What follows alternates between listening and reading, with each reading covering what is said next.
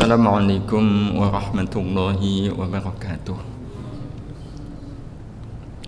Bismillahirrahmanirrahim. Alhamdulillah wassyukrulillah, thumma assalatu wassalamu ala rasulillah Nabiyyina Muhammad ibn Abdillah wa ala alihi wa ashabihi wa mawalah. La hawla wa la quwwata illa billah, amma ba'd. Bapak Ibu jamaah salat asar Masjid Salahuddin yang dirahmati Allah, tema kajian Tazkiyatun Nafas kita di 15 Safar 1446 Hijriah ini adalah menderajatkan hidup dengan amal mulia.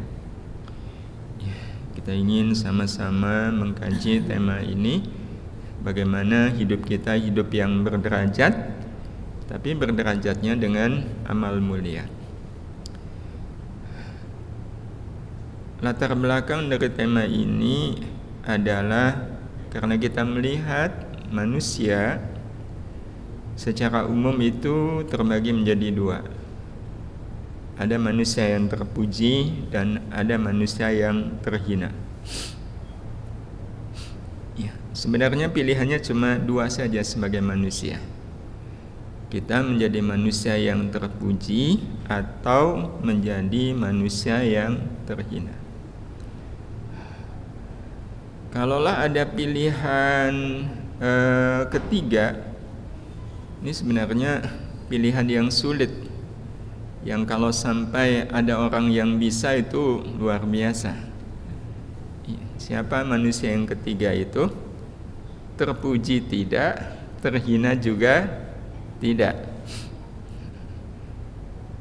Nah ini pilihan yang sulit, meskipun ternyata ada yang mampu. Sebenarnya ada pilihan keempat, tapi kalau pilihan keempat ini jelas nggak mungkin. Terpuji iya, terhina iya lah. Ini kalau ini mustahil. Tapi kalau terpuji iya, terhina juga iya, maaf, terpuji tidak, terhina juga tidak, sekali lagi ini pilihan yang aneh, pilihan yang sulit untuk direalisasikan. Yang paling mudah itu mau jadi manusia yang terpuji atau terhina. Siapa manusia yang terpuji itu? Adalah manusia yang mampu menjadikan apapun sebagai kebaikan yang memuliakan. Itu manusia yang terpuji. Jadi dia mampu memanage, mengemas apapun menjadi kebaikan yang memuliakan. Bahkan keburukan pun bagi manusia yang terpuji itu bisa menjadi kebaikan yang memuliakan. Dihina orang bagi orang yang terpuji, maka penghinaan itu bisa menjadi kebaikan yang memuliakan. Nah, kalau orang terhina, kebalikannya, manusia yang menjadikan apapun sebagai keburukan yang menghinakan. Bahkan tidak hanya keburukan pun, kebaikan pun bagi orang yang terhina itu bisa jadi keburukan. Dia kemana-mana sedekah. Terus ada yang bilang, Pak, Bapak ini luar biasa, sedekah itu udah kemana-mana. Terus dia bilang, iya dong, siapa dulu saya kan beda dengan yang lain kan pelit semua, hanya satu yang dermawan, saya. Itu kedermawanan dia membuat dia terpuji atau terhina? Terhina. Pulang haji, ya, yang kita pernah contohkan, kan itu amal baik. Pas sudah pulang dia manggil, Pak Bedu, nggak noleh dia. Ada yang ngasih tahu, Pak itu ada yang manggil. Siapa manggil? Itu tadi Pak Bedu, kan bapak namanya Pak Bedu. Gua itu bukan nama saya Pak Haji Bedu. Haji itu amal baik, tapi kalau sudah seperti ini menjadikan haji dia menjadi haji yang menghinakan dia. Nah Bapak Ibu, jadi Inilah manusia, ada yang terpuji dan ada yang terhina. Ya, kelak nanti kita akan menjumpai manusia yang terpuji adalah manusia yang hidupnya berderajat, yang tidak bisa dihinakan dan direndahkan oleh siapapun. Jadi memang orang kalau sudah terpuji itu nggak bisa terhina. Dihina pun tidak merasa terhina. Bahkan kalau ada yang mencoba menghina orang yang terpuji, penghinaan itu tidak akan mengenai orang yang dihina, tapi akan mengenai orang yang menghina. Kembali penghinaan itu kepada orang yang menghina, kalau yang dihina adalah orang yang terpuji. Terpuji kalau dalam bahasa Arabnya kan bisa Mahmud, bisa Muhammad. Muhammad itu artinya orang yang terpuji. Nah, orang kok menghina, merendahkan Nabi Muhammad, penghinaan itu tidak akan mengenai beliau, kembali kepada yang menghina. Baik dulu, sekarang, sampai kapanpun. Nah, sementara orang itu dikatakan terhina, iya, dia terhina itu bukan karena dihina oleh orang lain, bukan pula terhinakan oleh orang lain, tapi dia hina dan terhinakan oleh dirinya sendiri. Itu orang kalau sudah terhina. Mungkin enggak orang yang terhina dipuji orang? Kalau kita lihat di lapangan, faktanya ada saja orang yang sebenarnya dia terhina, akhlaknya hina, ya, perilakunya hina, pergaulannya hina. Ya, orang kalau suka selingkuh kan berarti hina dia, karena dia menderajatkan dirinya sama dengan binatang. Ada yang memuji, oh di medsos banyak orang-orang seperti itu dipuji. Tapi apakah pujian itu akan mengangkat derajat hidup dia? Enggak. Kenapa enggak? Karena hampir bisa dipastikan orang yang memuji orang yang terhina adalah orang yang kelas hinanya lebih rendah. Nah, kalau dipuji oleh orang yang hina kan, iya, pujiannya tidak mengangkat. Ya, pujiannya tidak mengangkat sama sekali. Jadi inilah pembagian manusia. Kira-kira kita masuk yang mana ini Bapak Ibu? Paling aman tengah-tengah gitu. Mau menyebut diri sebagai manusia yang terpuji kok enggak? Terhina aslinya kan kita juga enggak ingin ya. Tapi kan masalahnya tadi, orang kalau terhina enggak, terpuji enggak, itu juga ya sebenarnya pilihan yang sulit. Ya, nah tentu kalau lihat skema ini hanya kita yang tahu ya, minimal ya. Kalau terpuji enggak, terhina enggak, itu sekali lagi enggak. Iya. Kemungkinannya prosentasenya kalau terpuji enggak, terhina enggak, itu prosentasenya lebih berat kemana gitu. Iya. Nah sebenarnya kalau semisal ya 60% terhina, 40%-nya terpuji kan berarti iya, cenderungnya kepada yang terhina.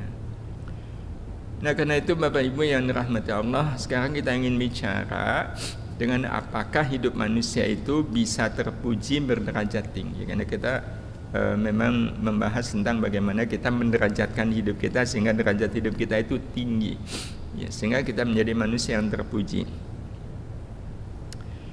Soal hidup berderajat, kita ingin melihat terlebih dahulu fakta di lapangan. Kalau kita lihat fakta di lapangan, kita menjumpai ada sebagian orang yang punya pandangan bahwa hidup berderajat itu dengan harta.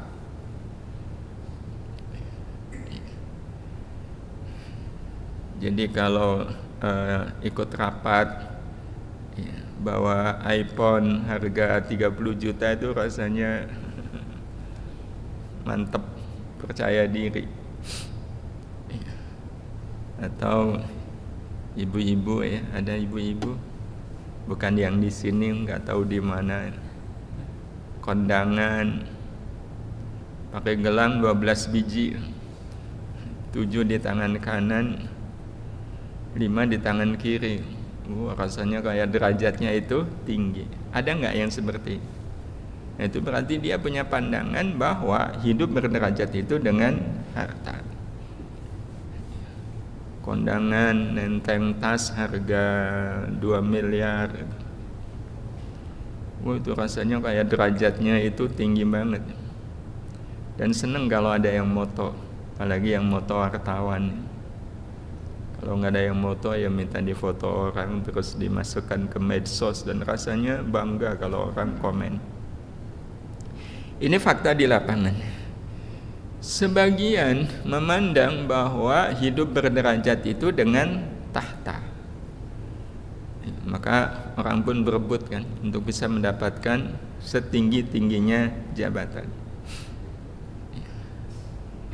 Walaupun, nah ini yang aneh, untuk bisa mendapatkan tahta atau jabatan itu dengan cara-cara yang kalau orang tahu itu tidak akan membuat derajatnya tinggi. Ya, tidak jarang orang untuk bisa mendapatkan tahta itu dengan nyuap, nipu, curam, menjegal. Wah, gawat nih kalau beliau ini ikut dalam konstelasi pemilihan ini, saya bisa kalah nih. Gimana caranya agar orang itu tidak ikut dalam pemilihan? Nanti saya yang menang. Itu berbagai macam cara dilakukan. Gimana cara itu sama sekali cara yang tidak berderajat, tapi tetap dilakukan. Dan anehnya kalaulah kemudian akhirnya dia yang dapat tahta itu, ya ada kebanggaan tersendiri, merasa derajatnya tinggi, padahal semua orang tahu cara dia mendapatkan tahta itu cara yang tidak berderajat. Ini aneh tapi nyata. Sebagian lagi memandang bahwa hidup berderajat itu dengan gelar. Jadi kalau sudah dapat gelar itu rasanya wah tinggi. Dapat gelar bintang apa itu. Walaupun kadang untuk bisa mendapatkan gelar itu dengan cara menjilat. Padahal menjilat kan bukan cara yang berderajat, tapi rela melakukannya. Bukan dosen, bukan pengajar, tapi dapat gelar profesor. Ini kan aneh tapi nyata. Sebagian ada yang memandang begitu. Tapi ada juga yang punya pandangan bahwa hidup berderajat itu dengan amal. Hanya dengan amal orang hidupnya berderajat. Nah, kalau kita coba nilai satu persatu di antara 4 macam cara orang menderajatkan hidupnya, kalau orang menderajatkan hidupnya dengan harta, itu kira-kira derajatnya asli atau palsu, Bapak Ibu? Palsu sebenarnya. Sebenarnya palsu. Jadi kalau seandainya ada orang pakai tas harga 2 miliar terus dia derajatnya jadi tinggi, itu sebenarnya yang derajatnya tinggi dia atau tasnya? Sebenarnya kan tasnya. Yang berderajat tinggi itu tasnya. Kan berarti sama dengan menipu dirinya sendiri. Ada orang pakai baju bagus, ibu cantik sekali pakai baju itu. Itu mesti baju mahal. Itu berarti orang memuji orangnya atau bajunya? Bajunya. Berarti yang berderajat bajunya. Tahta itu kira-kira derajatnya asli atau palsu? Palsu, banget palsunya. Buktinya orang mungkin menghormati dia ketika dia punya tahta.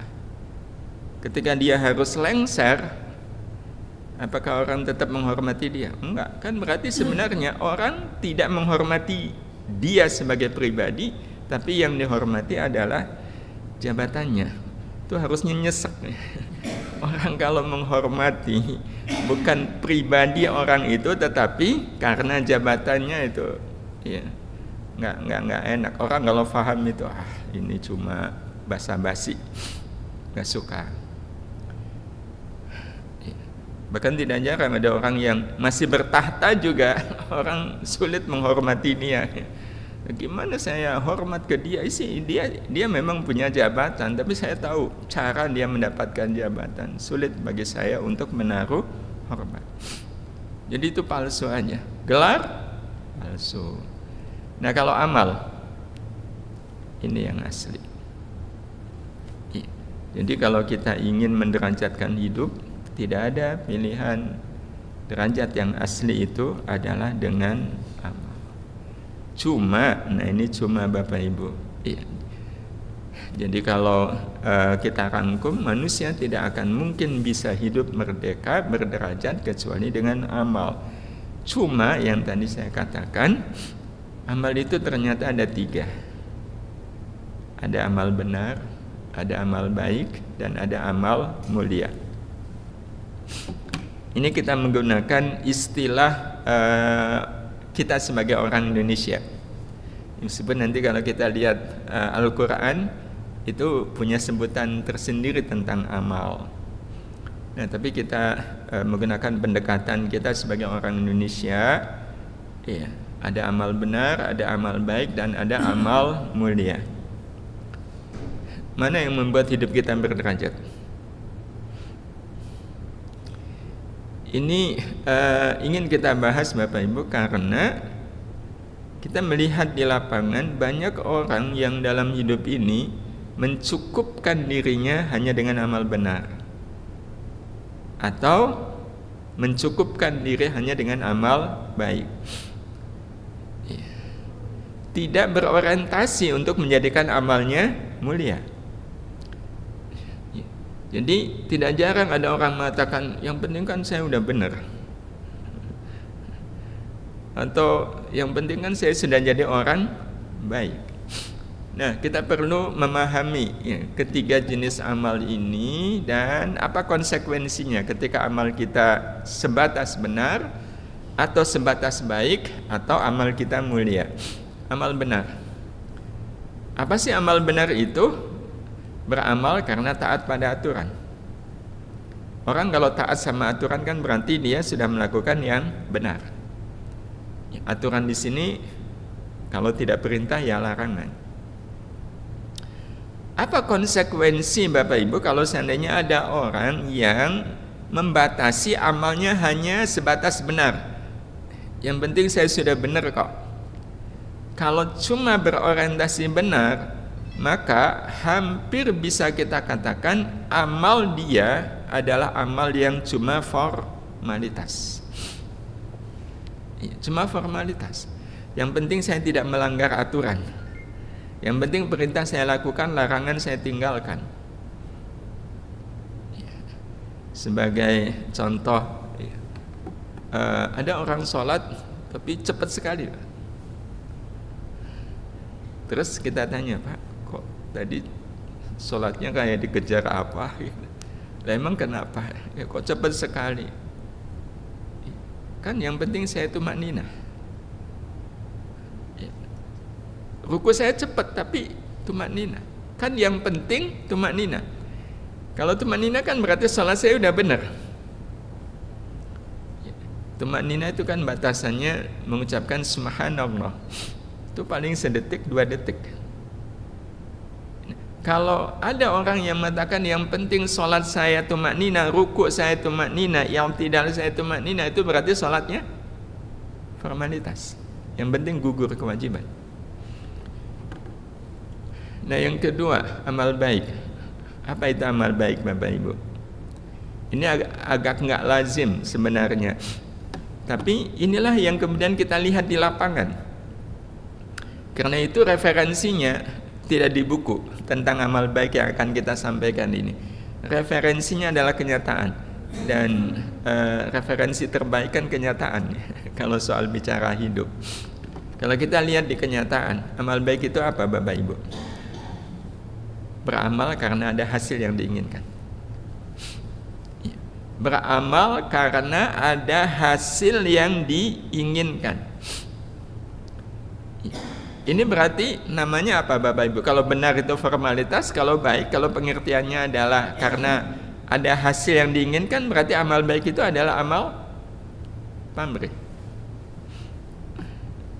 Hampir kita bisa katakan semua orang yang beramal, yang katanya amalnya baik itu pasti pamrih. Ada sesuatu yang diinginkan. Yang kalau sesuatu yang diinginkan itu tidak dia peroleh, dia merasa percuma saya beramal baik. Contoh bapak, ini karena yang di hadapan saya bapak-bapak ini, berlaku baik ke istri, beramal baik ke istri. Ada pamrih atau nggak ada pamrih? Saya bisa jamin pasti ada pamrih. Buktinya apa? Buktinya kalau ada suami berlaku baik kepada istrinya, istrinya kok nggak baik sama dia sebagai suami. Sebagai suami kecewa nggak? Ya, kalau kemudian kecewa berarti suami ini suami yang baik atau suami yang nggak baik? Nggak baik. Percuma saya kalau begini. Dan kita bisa ambil contoh-contoh semua amal yang kata orang itu amal baik, itu pasti pamrih. Yang kalau tidak ada hasil yang diinginkan, itu pasti berpikirnya nggak akan berbuat baik. Contoh yang mungkin saya pernah sampaikan pada pertemuan yang lalu. Kalau saya lihat Bapak Ibu ini kan, saya lihat wajah-wajah orang baik semua nih. Bayangkan Bapak Ibu, kita lagi jalan, di depan kok ada orang yang pasti papasan dengan saya, tapi orang itu orang yang gak baik sama kita. Begitu kita mau papasan sama beliau di gang yang sempit, yang ada di kepala kita pikiran untuk menyiapkan senyum terbaik, sapaan terbaik, salam terbaik, atau nyoba tengok-tengok ada jalan lain gak ya? Yang mana yang ada dalam pikiran kita? Yang pertama atau kedua? Nah, kalau dua berarti kita orang apa? Apakah salah kalau kita tersenyum dengan senyum yang terbaik untuk beliau? Lantas kenapa itu tidak kita lakukan? Kesimpulannya, amal baik adalah amal pamrih. Nah, kalau amal mulia adalah beramal semata hanya karena ingin ridho Allah. Hanya karena ingin ridho Allah. Nah, ridho Allah itu ada wujudnya nggak Bapak Ibu? Ada wujudnya? Nggak ada. Nggak ada. Ya. Maka kalau seandainya ada orang sholat biar masuk surga, itu sholatnya amal baik atau amal mulia? Amal baik atau amal mulia? Kalau disebut surga, surga ada fisiknya nggak? Ada. Itu masuk kategori amal baik. Ya. Sedekah. Kenapa sedekah Pak? Ya biar rezeki saya tambah banyak. Biar Allah ngasih saya rezeki lebih banyak. Itu sedekahnya amal baik atau amal mulia? Amal baik. Kalau amal mulia betul-betul inilah yang nanti disebut sebagai amal ikhlas. Nah, sekarang kalau kita mau menilai orang kalau amalnya cuma sebatas benar, yang penting saya benar, yang penting saya taat aturan, itu sudah cukup belum untuk menjadikan dia manusia yang terpuji? Sudah cukup belum Bapak Ibu? Belum. Nah, kalau amalnya baik, sudah cukup belum untuk menjadi manusia yang terpuji? Gak cuma belum, tapi tidak. Jadi nggak cuma belum, tapi tidak terpuji. Nah, orang kalau amalnya mulia inilah yang sangat terpuji. Ya. Kalau kita mau lihat yang lebih real, Bapak Ibu yang dirahmati Allah, itu anak yang bakti sama orang tua. Ada 3 anak, A, B, C, kakak adik. 3-tiganya bakti sama orang tuanya. Anak pertama ditanya oleh orang tuanya, "Nak, kamu kok bakti banget sih sama bapak ibu?" "Ya iyalah, bapak ibu kan orang tua saya. Masa saya sebagai anak nggak bakti?" Ya kan perintahnya memang harus bakti. Iya, nggak mungkin lah saya nggak bakti. Aturannya harus bakti sebagai anak. Berarti ini anak-anak apa? Baktinya itu masuk kategori amal benar. Memang sudah sebenarnya, maka kan ungkapannya adalah memang sudah sebenarnya anak itu bakti sama orang tua. Nah, yang kedua ditanya, "Kamu kenapa bakti sama orang tua?" "Ya, biar saya kalau ada urusan apa-apa kan minta sama bapak ibu, pasti bapak ibu kasih." Ya, biar bapak ibu juga ngasih warisannya lebih lah daripada yang lain. Berarti dia baktinya pamrih kan? Anak baik nggak? Anak baik, tapi kan jelas jadinya nggak terpuji. Iya, jelas nggak terpuji. Nah, yang ketiganya, "Kamu kenapa bakti sama bapak ibu?" "Ya, saya cuma ingin satu aja. Saya pengen bapak ibu ridho ke saya. Cuma itu yang menjadikan saya bakti kepada bapak ibu." Maka kira-kira anak yang ketiga ini anak apa? Nah, Bapak Ibu yang dirahmati Allah Subhanahu wa taala, kalaulah kemudian orientasinya adalah amal mulia, berarti kalau begitu nggak perlu dong kita beramal benar, nggak perlu kita beramal baik. Enggak, tetap amal benar dan baik itu harus diperhitungkan. Ya. Kenapa? Karena dia yang nanti menjadi basic, menjadi landasan untuk bisa menjadikan amal kita amal mulia. Jadi tetap amal mulia itu membutuhkan amal benar dan amal baik. Tapi kalau benar belum terpuji, ya karena cuma benar. Iya. Nah, terus buat apa ada amal benar? Nah, kalau ini amal benar itu dihadirkan untuk memastikan bahwa kita tidak melakukan yang salah. Karena tidak akan mungkin orang menjadi mulia kalau dia masih mau melakukan kesalahan. Nah, biar yakin tidak salah kan berarti harus yakin bahwa amal saya benar. Ya, karena semulia apapun cara orang sholat, tapi kalau yang lain ruku, sujud, dia tetap berdiri, walaupun pakaiannya menunjukkan pakaian terbaik, ya gerakannya gerakan terbaik, tapi kalau sudah begini nggak benar, orang tidak akan menjadikan sholat dia menjadi sholat yang mulia. Nah, kalau amal baik dihadirkan untuk memastikan bahwa kita tidak melakukan yang buruk. Karena kalau orang sudah buruk nggak akan mungkin dia mulia. Ada benar, ada baik. Nah, kalau benar dan baik dikumpulkan, dipertemukan, maka amal benar dan baik dihadirkan agar kita termotivasi untuk melakukan amal benar yang pasti baiknya. Ya, amal benar yang pasti baiknya. Ya, makanya benar dan baik itu harus dipertemukan. Karena kalau orang hanya melakukan amal benar tapi nggak pasti baiknya, ya tidak akan menjadi amal yang mulia. Jadi amalnya benar dan pasti baiknya. Ya, amalnya benar dan pasti baiknya. Ya, sholat, ya, sudah dengar azan sholat. Orang sholat itu berarti benar nggak Bapak Ibu? Benar, tapi sholatnya di jalan. Itu kan amal benar yang nggak baik. Iya. Nah, sekarang kalau amalnya sebatas benar dan baik, nah kita coba sekarang aplikasinya, manifestasinya dalam kehidupan. Bapak Ibu yang dirahmati Allah, kalau seandainya kita di jalan, ya, terus kita melihat ada ibu-ibu bawa anak gendong, ya, sambil nuntun, Ada motivasi apa pada diri kita? Menolong.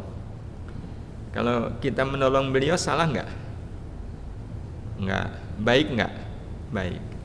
Berarti kalau kita menolong beliau, itu berarti kita sudah melakukan amal benar yang pasti baiknya. Amal benar yang pasti baiknya. Yang kalau kemudian kita betul-betul menolong beliau, sebutannya kita orang apa?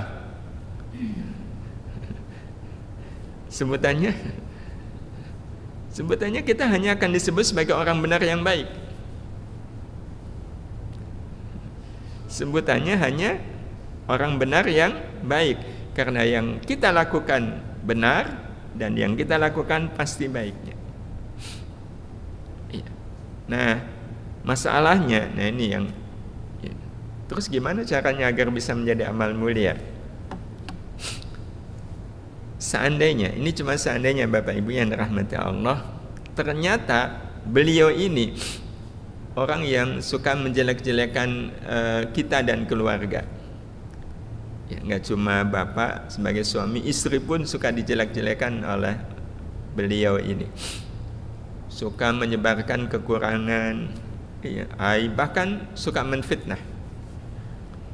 Iya, ini beliau. Iya. Nah, di luar dugaan pas beliau lagi nuntun begini, Bapak Ibu, iya, sama istri naik motor boncengan. Terus ngelihat beliau, jujur Bapak Ibu, apa yang ada dalam pikiran kita?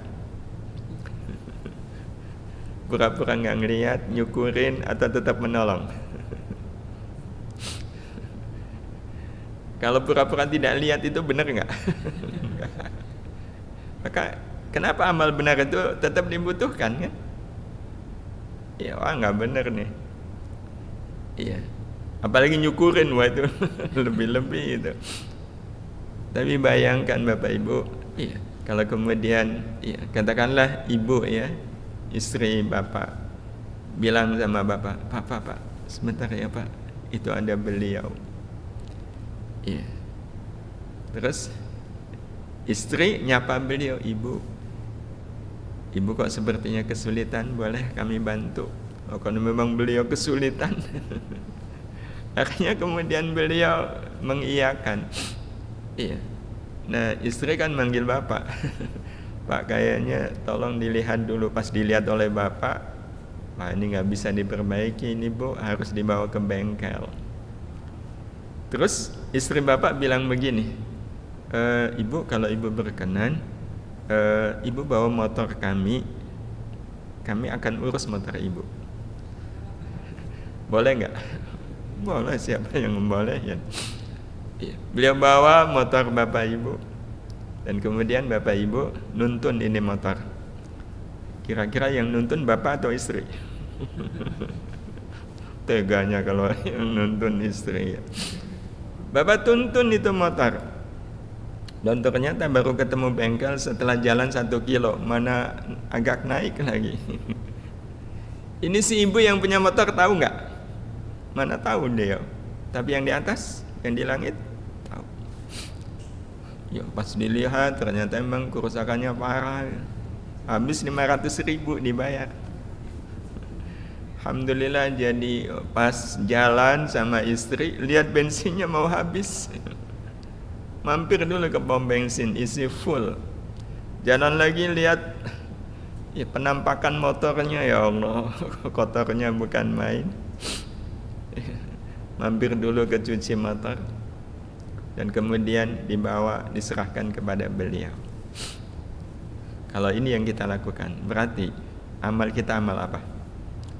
Kalau hanya disebut sebagai amal benar, enggak. Amal baik, enggak. Inilah yang disebut sebagai amal mulia. Berarti amal benar dan baik itu hanya ada dalam teori, tidak ada dalam realita dan kenyataan. Di atas kertas memang ada yang namanya amal benar, ada yang namanya amal baik. Tapi begitu kemudian direalisasikan, Bapak Ibu yang rahmat Allah, aslinya tidak ada amal baik dan amal benar, itu enggak ada. Yang ada adalah amal mulia. Yang ada adalah amal mulia. Iya.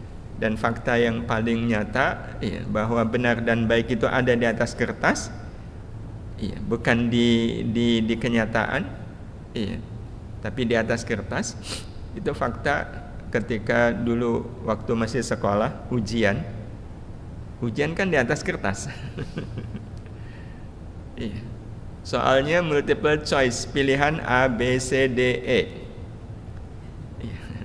Maka kita silang nggak? Nah, ketika kita menyilang di atas kertas itu, yang penting silangannya pertama benar dan baik. Harus pakai syarat mulia nggak? Silangannya itu mengandung nilai kemuliaan. Biar mulia itu silangannya dihias itu, diperindah, dipercantik gitu ya. Biar dosennya seneng gitu. Nggak ada pikiran kan? Iya, nggak ada pikiran. Yang penting saya menyilangnya itu benar dan baik. Udah. Itu memang di atas kertas. Benar dan baik itu ada. Tapi sekali lagi, kalau sudah di lapangan, yang ada ya, dalam realita kenyataan adalah amal mulia. Iya, yang ada adalah amal mulia. Nah, bagaimana kemudian kita merealisasikan amal mulia ini dalam kehidupan kita? Ya, bagaimana caranya sehingga kita tidak merasa cukup sholat kita ini yang penting benar, yang penting baik, tapi bagaimana sholat kita ini menjadi amal mulia? Cara kita berpakaian juga tidak hanya sebatas benar dan baik, tapi kemudian iya, kita berpakaian ini pun menjadi amal mulia. Bapak Ibu bekerja juga tidak kemudian berorientasi yang penting saya sudah bekerja benar dan baik, tapi bagaimana nilai bekerjanya kita juga menjadi amal mulia. Iya, kita berkeluarga juga menjadi amal mulia, bertetangga juga menjadi amal mulia. Nah, itu ada poin-poinnya yang insya Allah akan kita bahas di pertemuan yang akan datang. Ya, tapi yang pasti Bapak Ibu yang dirahmati Allah, kehidupan tidak mengizinkan kita hanya sekedar beramal benar atau baik, tapi mengharuskan kita untuk beramal mulia. Ya, beramal mulia. Bagaimana caranya? Waktu yang membatasi kita. Mohon maaf. Mudah-mudahan bermanfaat. Hadani Allah wa iyyakum ajma'in. Kita akhiri. Subhanakallahumma wa bihamdika asyhadu an la ilaha illa anta astaghfiruka wa atubu ilaik. Assalamualaikum warahmatullahi wabarakatuh.